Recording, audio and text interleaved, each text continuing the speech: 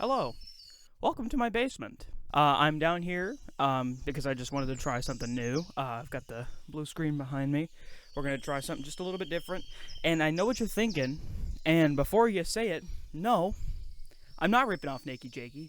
You're ripping off Nakey Jakey. So, how about that? So the reason why I'm here with you this afternoon is because I wanted to talk about some music that is important to me that not like a whole lot of people, at least the people who I associate myself with, they don't really know about. So and you know what? It's my channel. I can do what I want to. All right. You know what? Get off my back. All right. Now, but for real though, I wanted to make a video like this for a little bit, so hopefully it goes well. But here we go. Without further ado, I'm going to grab my notes. I hope you don't mind. The first guy that I wanted to talk about was none other than Bill Wurtz. If you have been anywhere on the internet, you already know who Bill Wurtz is. The reason people know who Bill Wurtz is because of History of the Entire World, I guess. You might have watched that, and then you might have, transitioned maybe to the History of Japan.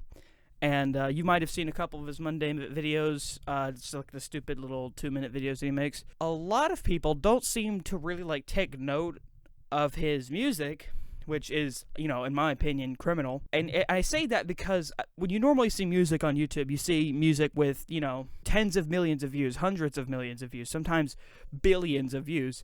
And Bill Wurtz, his music, it has 12 million views at the most, which, is a lot. That's a lot. But, that's not enough. So, here I am on my tiny little platform, yelling about Bill Wurtz in hopes that you, dear viewer, go check him out. Before you do that, I have a couple suggestions for you, just to sort of, wet your palate a little bit. If you are into, the art style of History of the Entire World, I guess, you should check out Airport Terminal. It's a video he came out with in early 2019, I believe.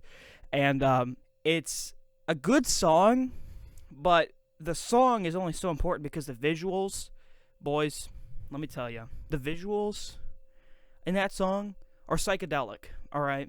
They're really awesome. Look at this. Look at this. Look at this. It's awesome. It's so cool.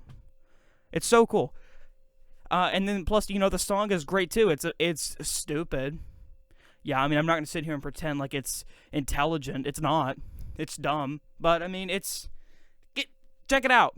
And recently, he came back from hiatus with some new sort of videos, a new style. I suggest you check out Here Comes the Sun. It's the same sort of Bill Wurtz music and art style, but in a 3D space. And that is, truly something visceral to see. And it's really good to see him, continuing to make progress and, keeping up what he does. It's really awesome. Check him out. He's cool. All right? Do it.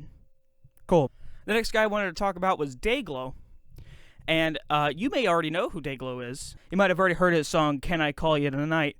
And, it blew up on TikTok. It was really big. But I found that people, after listening to that song, didn't really, check him out. I can play that song for people. And they're like, oh, wow, yeah, I know this song. This is a really good song. But I'm like, have you heard his other stuff? It's always a no.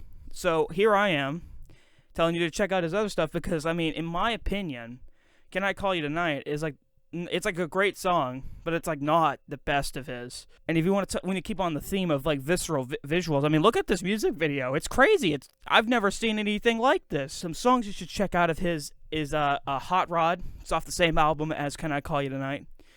Check out the song and watch the video because the video is just as good. That song, it's so good. All right. Another one you should check out is December. December is a nice song about an optimistic take on how time changes people and how people go through their stages in life. And December is just it's a great sounding song with a very powerful message. It's a very, very, very good time. And then the last song I'm gonna recommend to you is Crying on the Dance Floor off his new album Harmony House. This really captures the essence of the 80s synth pop that he's kind of going for, the 80s synth pop rock thing. It's so good. And do that sax solo, that sax solo, it's so good. Anyway, check him out. Good good music. Check it out. The next one I'm going to talk about is like not really the next two actually I'm going to talk about are not really like artists, but just specific songs. I feel like no one my age listens to the Red Hot Chili Peppers anymore, which I think is a crime, and they should be held accountable. So before you're held accountable, listen to Red Hot Chili Peppers. Just listen to all of it. All of it. Just listen to all of it. Okay? You can't go wrong. My favorite is Dark Necessities, but just listen to all of it. Dark Necessities is great. Okay? That's my favorite one. Listen to that one first, but just listen to it. Okay? It's good. The next one I wanted to talk about is Georgio by Marauder by Daft Punk. I don't listen to a whole lot of Daft Punk. I have, however, listened to Georgio. I'm just going to call it Georgio. Giovanni Georgio is the father of disco. He's in Germany. He's from Germany. He created the genre that we now know of as disco. He was a sort of the person who started all that. And the song really begins with how he came to come up with disco and his thought processes and his inspiration. And he goes on to talk about how the quintessential part of writing disco is letting go of all knowledge of like musical law.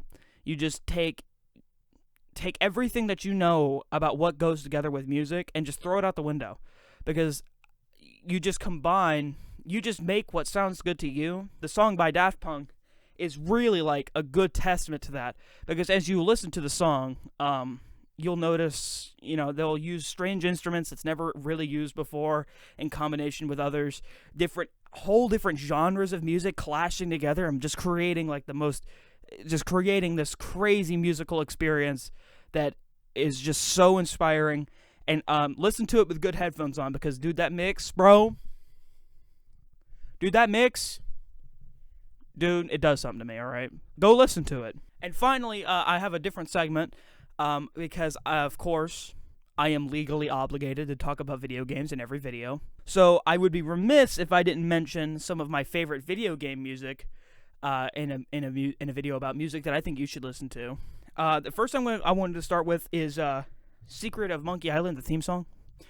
What's interesting about this one is that when the game came out, Secret of Monkey Island came out, most of the computers that people had very, very rudimentary audio systems. And the developers knew that. For example, in IBMs and things like that, they had speakers that had only one audio channel that could play only one single note at one time. And they created music that works extremely well on those speakers.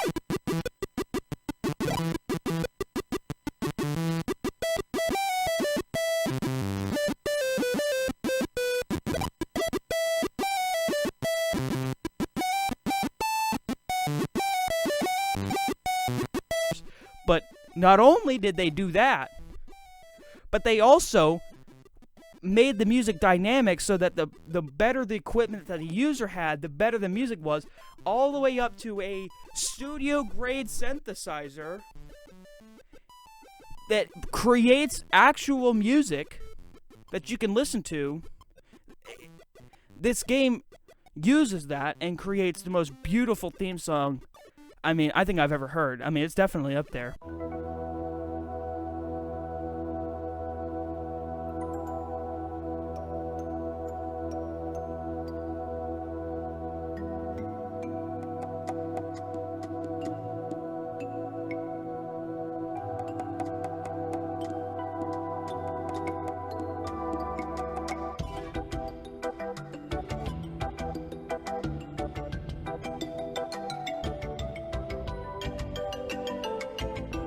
In conjunction with that, with old music and limitations of old video games, pretty much especially the Donkey Kong Country series on the SNES is so interesting to go back and listen to, because not only is that music fantastic, gosh, the soundtrack to that game was so wonderful, but you also realize that due to the limitations of the cartridge systems, this goes with all cartridge-based consoles, the cartridges themselves didn't have a whole lot of memory, so putting music on there putting different music for every level in the game was extremely difficult to do, and also impossible. So what they did was, is that they use the sound effects, the pre-existing sound effects of the game, to create music on the fly in these levels. They generate music using sound effects of the game so that you can play music without actually having to have the music on the cartridge themselves, which is brilliant. So cool. And it's really interesting to like really go back and look at how they come up with this stuff to include these amazing soundtracks in these old video games. And Donkey Kong Country is especially one of those. I mean, you can hear that in pretty much all of the 64 music if you listen closely, of all music on the Nintendo 64. Most of the music you can actually hear what sound effects they used to make that music, and holy crap, it's just so awesome. Some games on the 64 that had great music is Banjo-Kazooie. That soundtrack is fantastic. Perfect Dark on the 64 has one of the best soundtracks, I think, in any video game. Specifically, go listen to the Airbase Espionage. Oh my gosh, dude, that beat drop, dude, makes my toes curl. All right.